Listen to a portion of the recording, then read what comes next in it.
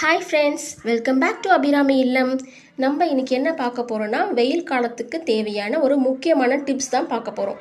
என்னென்னா, நம்ம குடிக்கிற தண்ணி நார்மல் தண்ணியை சில் தண்ணி ஆக்குறது எப்படின்னு பார்க்க போகிறோம். ஃப்ரிட்ஜு இல்லாதவங்களுக்கும் பேச்சுலர்ஸ்க்கும் இது ரொம்ப யூஸ்ஃபுல்லாக இருக்கும். வாங்க பார்க்கலாம். இதுக்கு பார்த்தீங்கன்னா பெரிய பிளேட் வச்சுருக்கேன். அது மேலே ஸ்டீல் பாத்திரம் ஒன்று வச்சுருக்கேன்.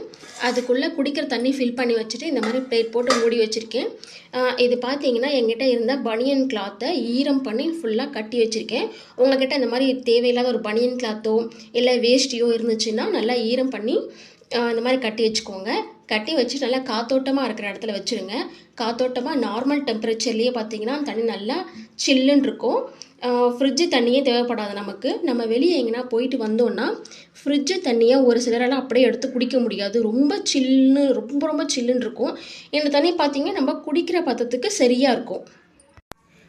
நம்ம நார்மலாக வீட்டில் குடிக்க தண்ணி எடுத்து வச்சுருப்போம்.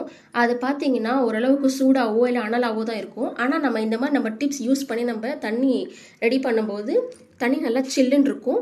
அதே மாதிரி இந்த கிளாத் வந்து காயாமல் பார்த்துக்கோங்க. இந்த கிளாத் காய இந்த மாதிரி கொஞ்சம் தண்ணி பிடிச்சி எடுத்துகிட்டு வந்து இந்த மாதிரி ஃபுல்லாக நீங்கள் ஊற்றிட்டே இருந்தீங்கன்னா துணி வந்து காயாமல் இருக்கும். இந்த துணி வந்து எவ்வளோ ஈரமாக இருக்கும் அதே மாதிரி இதுக்குள்ளே இருக்கிற தண்ணியும் பார்த்திங்கன்னா சில்லுன்னு இருக்கும். நம்ம பானையில் வச்சு யூஸ் பண்ணுவோம் பார்த்தீங்களா, அதே மெத்தட் தான்.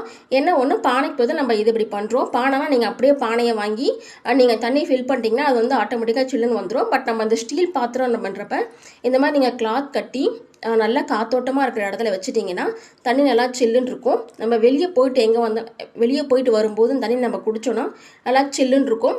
ஃப்ரிட்ஜு தண்ணி தேவைப்படாது. இது வந்து ஃப்ரிட்ஜ் இல்லாதவங்களுக்கு அப்புறமா இந்த பேச்சுலர்ஸ்க்கெல்லாம் ரொம்ப யூஸ்ஃபுல்லாக இருக்கும். நீங்களும் ட்ரை பண்ணி பாருங்கள்.